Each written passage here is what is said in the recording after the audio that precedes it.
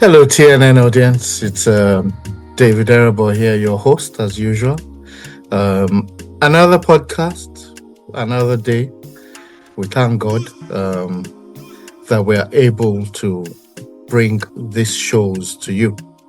I have a very special guest here on this podcast. I will give a brief introduction and then I will let Denise tell us a lot more about herself. I have Dr. Denise Ejoh. She is, of course, I believe the CEO, if I'm correct, or managing director,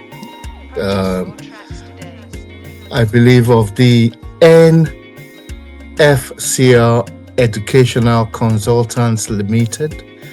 I think she's been managing director for 14 years or 15 years, thereabouts. She also, I believe, is the CEO of, is this Commod Cancer, correct me if I'm wrong, is it the Commod Cancer Group? I'll get her to introduce herself a lot better anyway. Denise is unique in the sense that she went to a federal government college, but I don't know if you completed your studies at Sokoto or you moved. I do know that you went to university in the UK. I believe is it the Walden University in the UK? I believe you live in Nigeria and you also live in the UK. You've been in the UK for a long while now. I believe, from my understanding, that you've recently come to project solutions and support for people who have cancer. This is based on an event in your life where you've had to deal with cancer yourself. I'll let you introduce yourself to the audience a lot better than I can articulate. Denise, the floor is yours. Hello, David. Nice to see you again. Thank you. Thank you for the opportunity to have this chat about cancer, because that's what I think that's what I'm hoping it's going to be about. So let me introduce myself. My name is Denise Ejoh. I always use my cancer one now.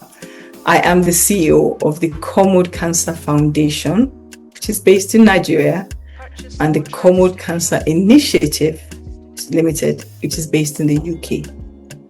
I am also the CEO, MD of the NFCR Educational Consultants Limited, which is singularly based in Nigeria.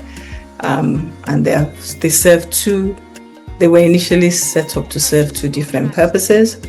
Yes, I did go to Federal Government College, Sokoto, Sokoto, where I finished.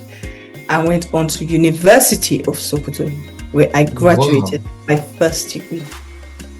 I came into the UK later on in life and went to South Bank University, finished a master's in Advanced Information Technology, then went on to, where did I go after that? I went to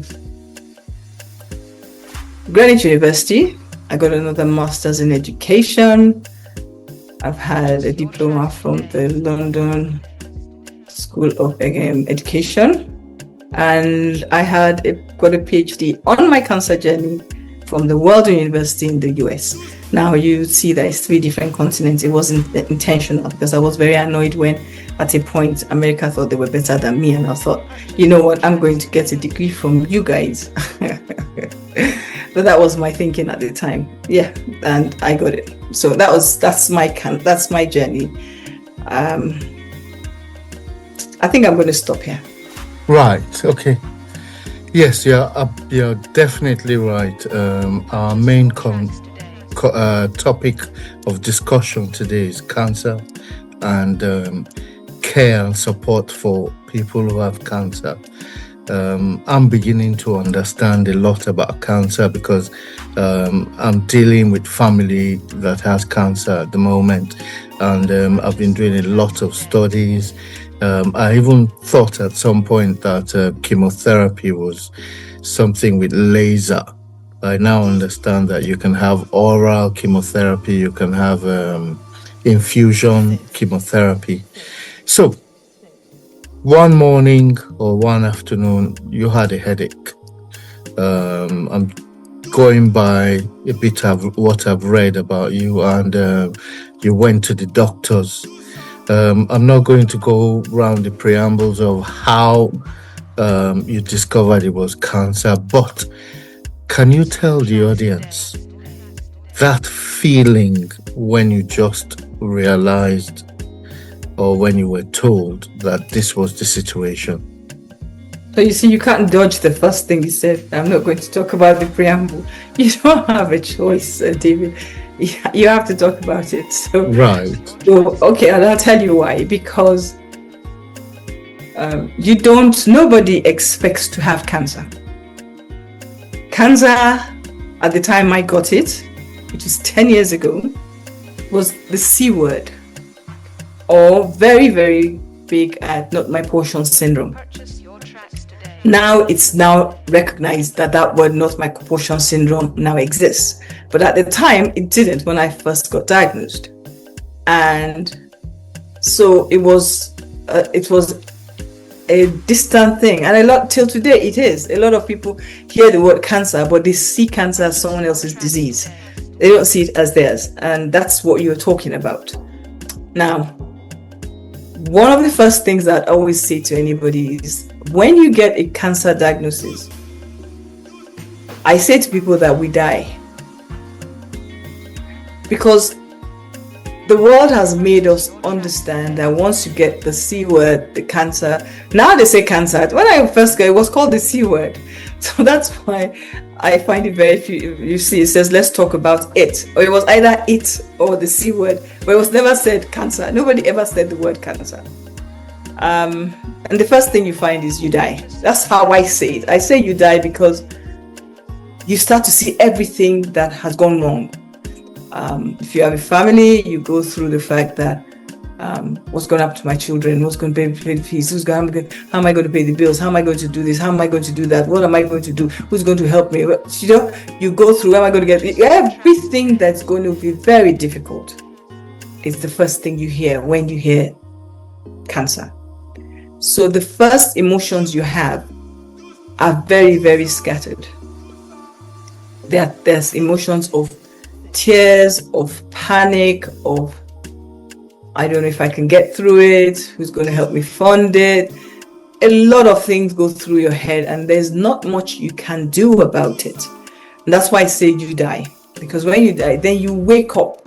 After you've gone through this particular phase, then you wake up and you have to get your head back on track and say, okay, so what am I supposed to do about this now? But initially, the shock is wow, words can't describe it. So I'm trying to be as honest as I can. But you spend days crying, you forget about food, you have started a lot of praying. You start listening, a lot of people start to tell you all the solutions. You just listen to a lot of crock, as I would say now. What do you need at that point? Quiet. Quiet, because the head is going through so much. And the truth about it is the only people that can give you the thing you need at that point is your medical team. And that is determined by what they tell you. So for instance, I was diagnosed, the first time I heard I had cancer was in Nigeria. And it was summertime, so I normally come back home. I was working on an expatriate contract out there at the time. So I was coming home for summer. But I was trying to finish something, which was how I had to end up hitting that car. But it's interesting because when I heard it, I honestly didn't know how to navigate. and you don't know how to navigate, and you have to be honest about that. So you go through a quiet. You have to if people were quiet. Okay, let me tell you what we start hearing. Go. You start hearing things like, don't eat this, don't do this, don't answer them. Those drugs are very dangerous. Those, all things that, and none of the things you hear are correct. Because it's first thing is about don't eat. It's because you ate. Somebody once said to me, it's because I sinned. Oh dear. Oh dear. You hear a lot of things. Some will say to you that, well, it's because God is punishing you, or your family are after you. You hear all kinds of nonsense. But if you can be quiet, and that's how I navigated it. I fortunately already had quite a strong, powerful prayer life. Very, very. I want to thank God that I was already in that space, and I really knew how to. 12 o'clock, let's pray. I knew it. So I knew what it was to battle and pray my way through things, but not as much as I do today. So, but that was the starting. So that those tools I first had, and I think that was the first thing, because I shut everybody out, and I only had my family around me, and I listened to everything. And gradually, when I understood, up to a point, my first treatment option, which was I was admitted on Monday. I went to my GP on a Monday, and on Monday I didn't get away from the hospital. My GP said, you need to go to the hospital now, gave me a letter, and as soon as I got the letter, I was admitted into Lewisham, but King's College London was called to tell me that I had to get it. So that was how it started. But yeah, it's not something it's a very hard conversation. The beginning is very hard. It's emotionally very draining for anybody who's gone through it to ever recall that first day or that first few weeks. So 10 years on. Oh wow. What would you tell Denise that's just been diagnosed? First and foremost, I'll try and get you to understand what you understand. What do you understand as what is wrong with you? Because once you understand what's wrong with you, then you are able to start taking the right support, and I'll get you into communities. One of the safest spaces for a cancer patient is a cancer patient community, because we all understand, which is something I was going to say to you after that I would want to put your brother into. Yeah, it's not out of anything, but it's just, we have a lot of announcements, notice boards, but it's our space. So if you don't have the disease, you cannot join those spaces, because we listen to rubbish. That's what I'm saying. But when we're in our space, we're able to be vulnerable with each other. We're able to ask about doctors. We're able to ask about treatments. We're able to ask about drugs. We're able, it's in our space. I've had that drug. I've had not what everybody's telling us. So the first thing I would say to you is, listen to what your doctor said. A lot of the time it's advised to take a second opinion. Once you've got your second opinion and you're ready to go ahead, follow the guide step by step. And I'm like I said, I have a very strong faith in my journey. So I would always say to you that where there is God, there is medicine. So people should not separate them or think one is no. God, Bible, I use the Bible in this instance because that's my religion, but other people have different religions that they would believe in. But in my specific religion, the Bible taught us about a particular person. I think it was Peter, who was the physician. No, not Peter was the physician. Luke was the physician. And so I always say, if it wasn't important, it would never have been recorded. about a physician. So that means the role of the physician is very important. Follow the guides, follow the instructions, seek help. Do not follow the advice that goes, and this is the one that is really important. Don't follow the advice that goes, don't eat this, don't mind this, eat this one, don't do this. Because the more you don't do the things you're asked to do, the more your disease is spreading. And it will spread to a point where it cannot be cured. And statistically, 1 in 2 people will get cancer starting 2023. The question I asked, does God want to wipe out half a population? No. So if he doesn't want to wipe out, he's trying to say to you, take your medicine. And also, when you are following your different religious groups, always remember, like I say, I'm a very strong person in my faith. My faith has never taught me to not take my medicine. So don't do that. You are supposed to eat certain things if you are taking chemo. But we have different treatment options for cancer. And there's no one size fits all. So people have to really learn and seek information. I don't know, should I continue? So Denise, let me come in. There's key things you've espoused. 1, listen to the health people, your doctor, your oncologist, people giving you treatment. 2, don't listen to the crowd. 3, understand exactly what you have. Then you can start to deal with it. 4, be strong in your faith. This helps. It takes me to the next question or the next conversation. So here you are taking treatment. You find out that you're going to be all right.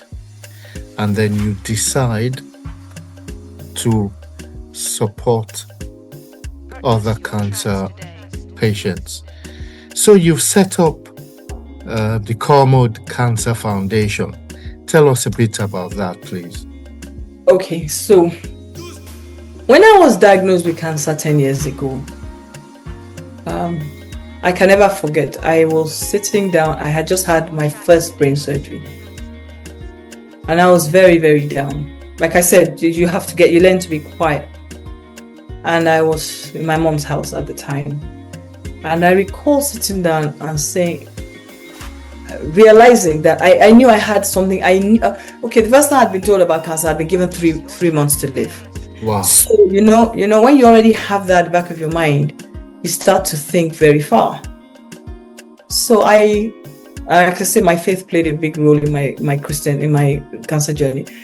I started to ask God at the time that if I was to live, what did he want me to use it for? What was I to do with it? Because I knew that whatever was wrong with me, I was very, very sick.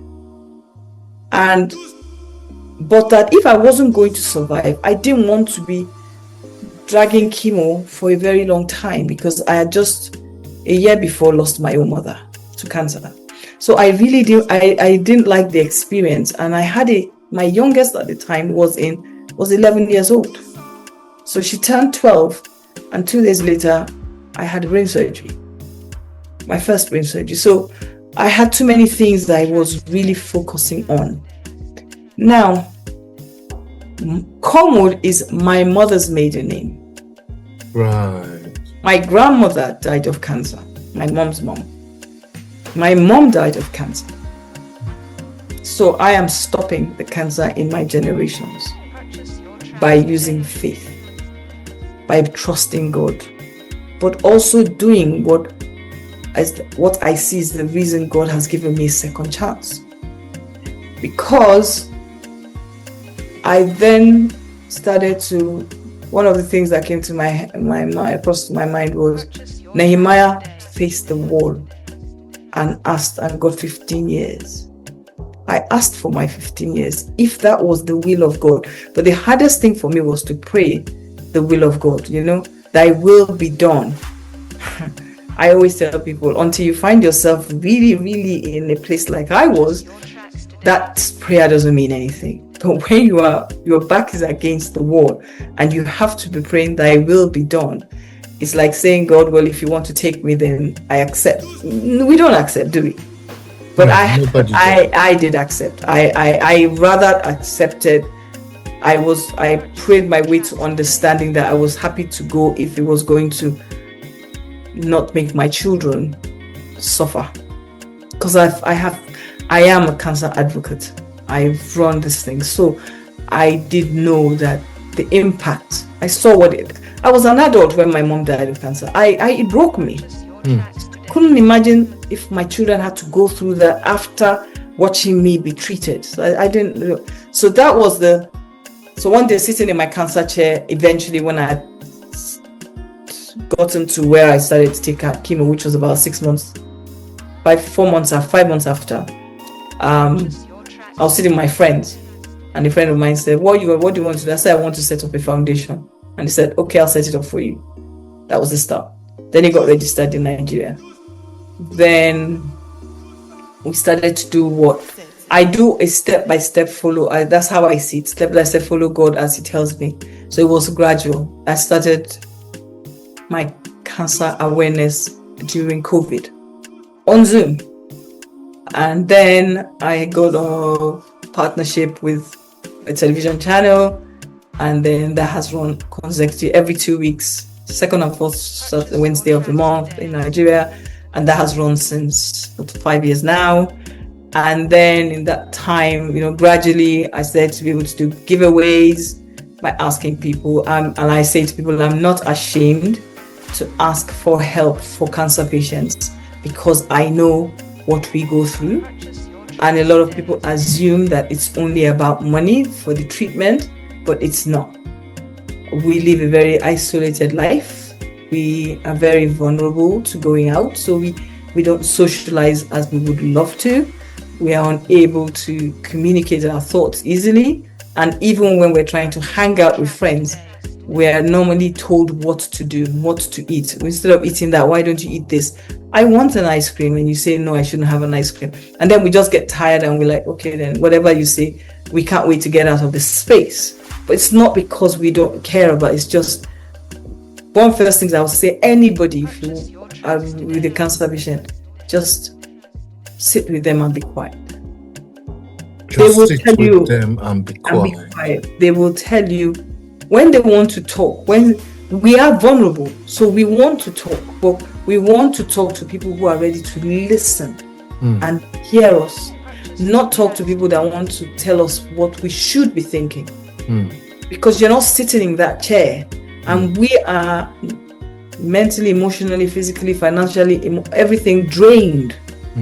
So we're trying to say, just listen. You can't solve our problems, but just be there.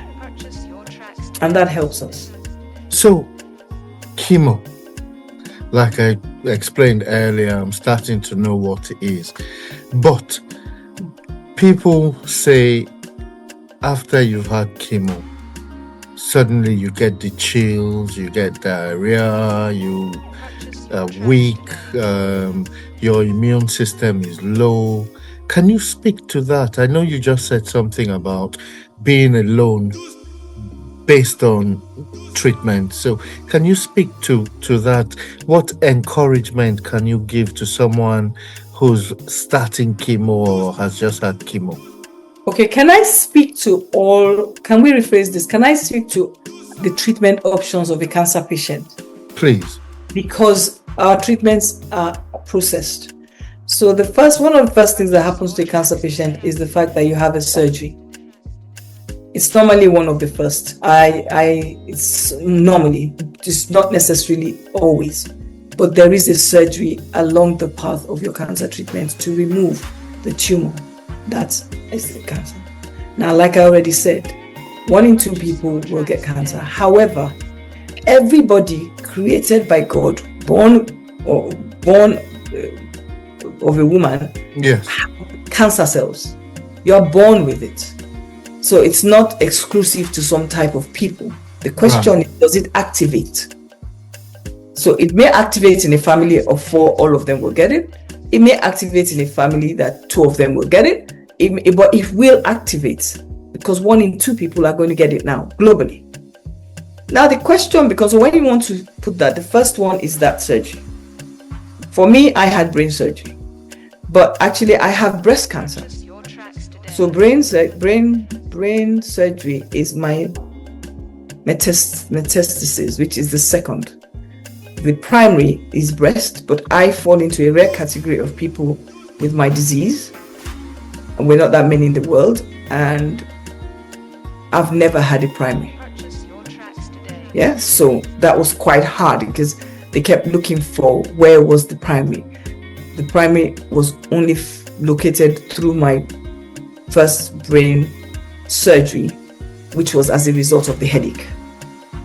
Get it now? So that's the surgery. Right. Then the option now becomes, depending on where you are, you can have radio or chemo. Radio is radiotherapy, or chemo, or both. Okay? So if you're going for radiotherapy, it means that you must be in an early stage of disease, that they believe that the radio will just kill the whole thing totally without going. Some people will have the surgery and walk away. Yeah? Very early. Some people will get the surgery and radio and walk away. Some people will get surgery and chemo and walk away. Some people will go on with all of them and even more. Wow. Okay? So now the differences. So I've had all of them. So the surgery, we all know, is an operation. You go through that, you get out of that, and then you go on to the next step. If you go for radiotherapy is going to clinic for a particular number of days at a time, and they use the radio machine and they target where it is. So if it's in an area, they go for the area, and that is a process that can take 3 days, 5 days, every week, depending on what your consultant thinks is your option. Then you have chemotherapy, which is very common. Now, chemotherapy is interesting because I use all of them, so I can tell you. We have the injection, we have the tablets. I take the tablets morning and evening every day. We have the infusions. I take the injection in my leg. Some take it in, and some of the chemos are targeted. Some of them are not targeted. So you would find that if you looked at a prescription, a lot of us take some drugs that are almost the same. Like I crack a joke that any drug that you say MAB, that's MAB, MIB, trust me, that's the chemo drug. That's a chemo drug because we get to know it. Anyway, I've been on this journey for too long not to know the difference. Right, yeah. We always start with a MAB. So I've taken Trastuzumab for the last 10 years, every 3 weeks, except when I'm off because I'm on treatment break or something. Every 3 weeks. Chemo is the infusion. Now, what happens to you once you have each of them? If you did the surgery, you get better. If you did the radio, it burns the specific part. Yeah. Now, I'm not sure why, because I've looked at this and I've seen radio in Nigeria and radio in England, and I'm not sure why one looks harsher than the other. Because the scars are harsher. I have had radio quite a few times, 2025 and 2024. First one was 3 days, and the second one was 5 days. And I have short clips of when the machine is going, when I'm on the bed, and you can hear the machine going tick tick tick tick tick tick tick tick tick tick tick tick tick till it stops. You can hear it. I've got that. I think it's on one of my pages, but yes, that's there. Then you've got the chemo one. And the chemo one is, and that side effect is the same. It's almost the same as chemo. You're tired. You're feeling like eating. Yeah. Now chemo is exactly the same feeling as when you were first diagnosed.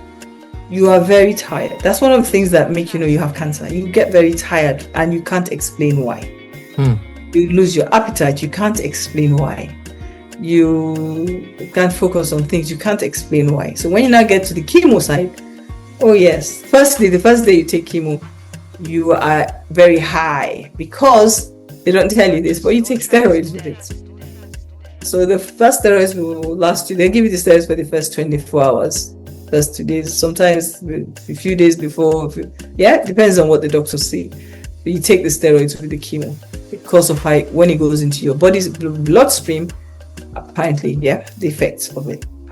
After that, it attacks the body. Now, one thing a nurse told me at the very beginning of my journey, she said, chemo it kills the cancer cells.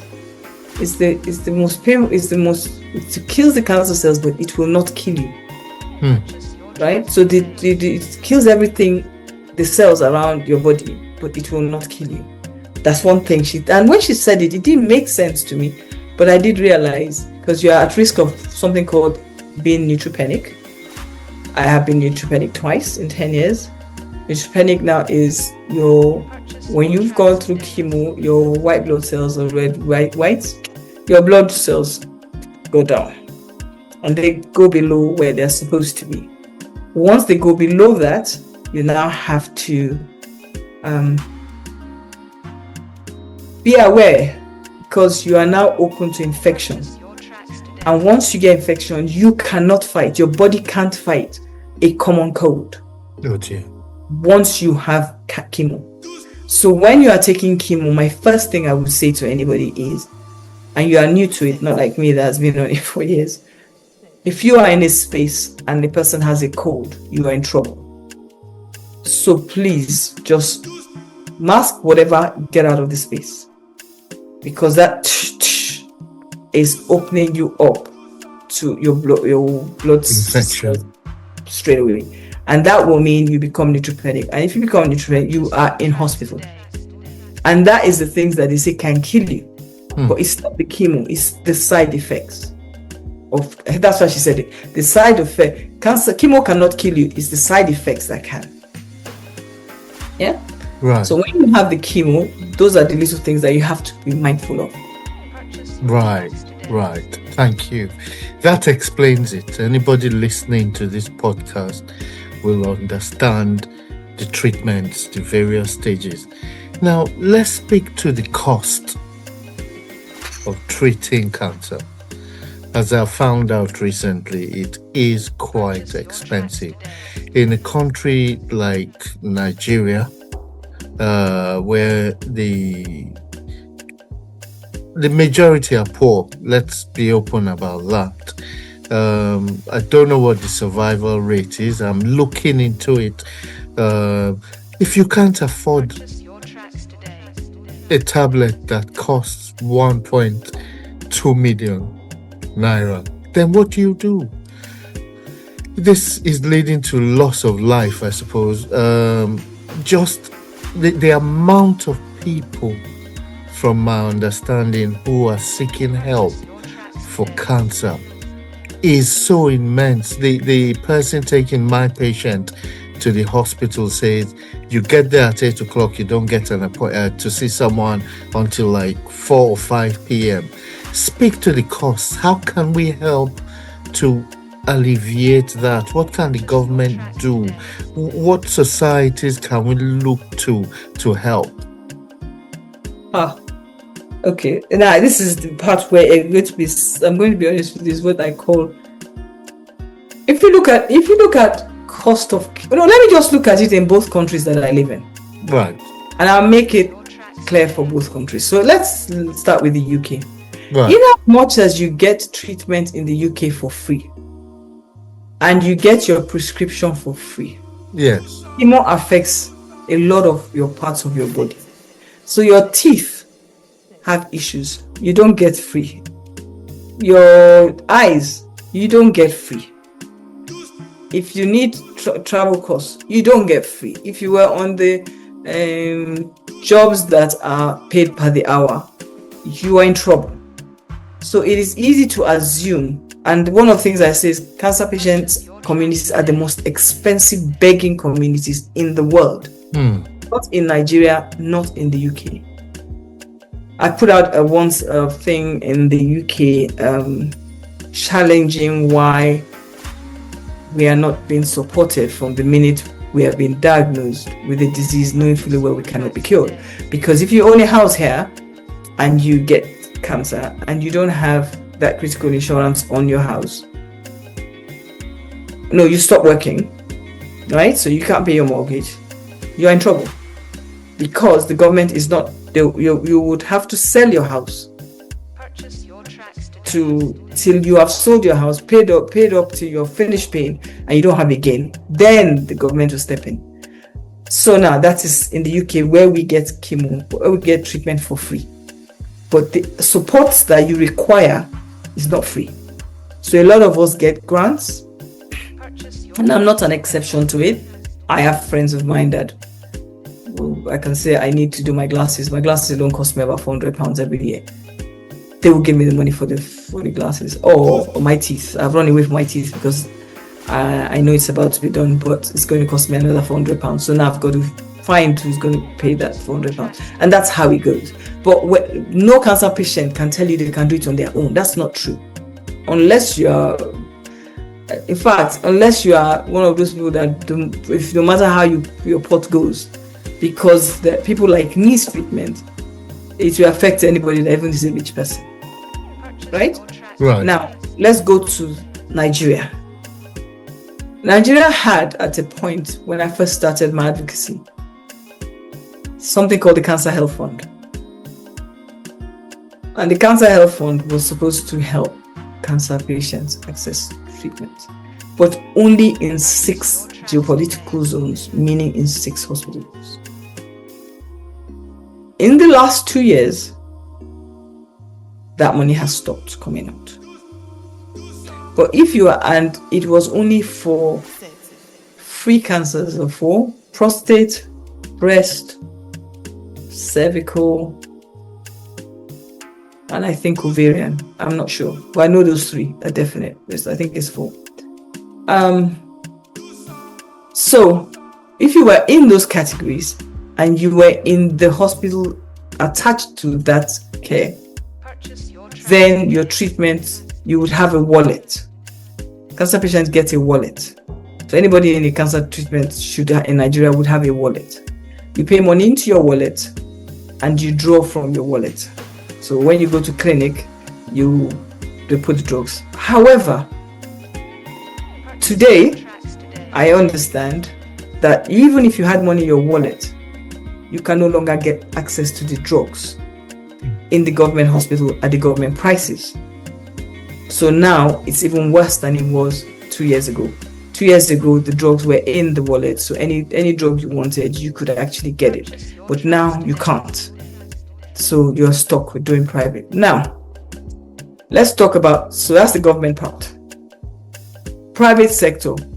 Cancer patients, NGOs, raise a lot of money for cancer patients. However, you can understand they have cancer. So we, the patient community, have the cancer and we're raising money after the fact. But if I went to, or let me not say if I went to, I've written to organizations like that. Dangote, for instance. I can't be answered because we are seen as already dead before we get there. So a very rich person could go and ask for a donation for a cancer NGO that is not cancer patient led, and they will get millions. But a cancer patient led NGO will not get money because why would I invest in her? She most probably will not.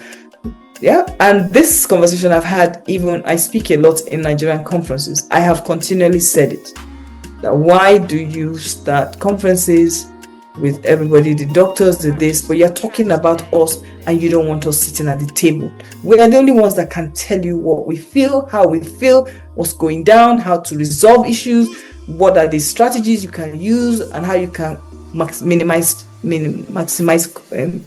reduce your cost. But if you don't let us sit at the table, you're not going to get there. I've spent that in the last 10 years, and I speak in global conferences and I talk about this, and I serve on global platforms. So in America, in Geneva, I work in the UK, and a lot of my work is in Nigeria. I served, the last one I did in Nigeria, I was serving on the First Lady's elimination of cervical cancer. But even if I serve with you to write the policies, I need you to do it. Now we've got what we call, it's a new money that is available for cancer patients, not for treatment, but for everything else, which I say is what they call the social determinants. And that one, currently I know they have given out 100,000 to those who have applied. Okay? Yeah. But it's only, but that is, anybody can apply for that. So if you want, I can share you the link when you want to share, and you can post it out. People can apply. It's open to everybody in Nigeria. And that's about 100,000 maximum as of now. And they are giving that out. But the person who leads that is sourcing for funds from the global community, diaspora Nigerians. That's how it's going. But unfortunately, not just here, but people around the world, but that's how it is. I'm unable to tell you that you can get money anywhere. If I like you, I can help you. We have indigent. Some states have what we call indigent patients. Indigent patients mean I'll give you one for Lagos, for instance. If you had cancer in Lagos hospital, and you went to a private hospital, they could apply for you as an indigent patient, and they could reduce the cost of your treatment. Right.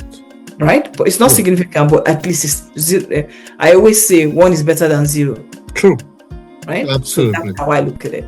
And so that some states have that. I know Lagos does, but that's not, or it's not a standard practice. Denise, it's almost time to let you go to bed. However, let me just say a big thank you to the doctors, surgeons, oncologists, the healthcare across the world, with particular reference to Nigeria. I will mention an oncologist in Abuja, Dr. Aaron. I believe that's his name. Aaron. Yes. I will make sure he gets this podcast. He knows his stuff. He knows what he's doing. I told you his name. Yes. and he actually saw my person and immediately told us everything we need, and we are following it right now. Thank you so much. Before I let Denise go, Denise, tell the audience, where do we go to donate to your foundation? Where do we go to donate to your causes? Obviously, you will send the links to me. We'll put it in podcast when we edit.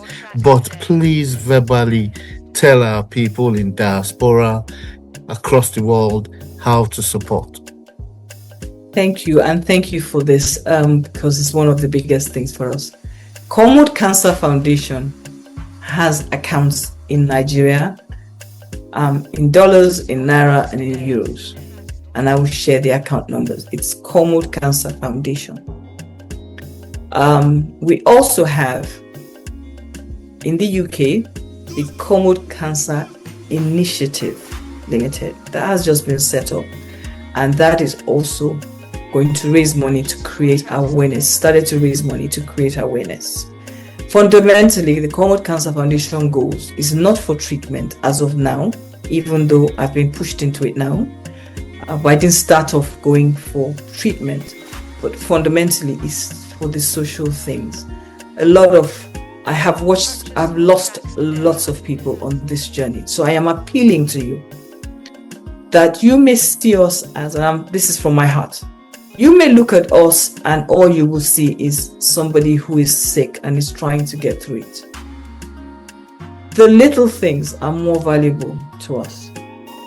And if you can give a family who is going to lose their loved one an experience at Transcorp, do you realize the memories you have created for that family? To you, it is just, I don't feel like. To us, that is a memory. I've had children who have lost parents. Please help us, firstly, to create memories. I'm stating the category. Firstly, help us create memories so that we can tell our story and change the narrative. Secondly, help us to donate.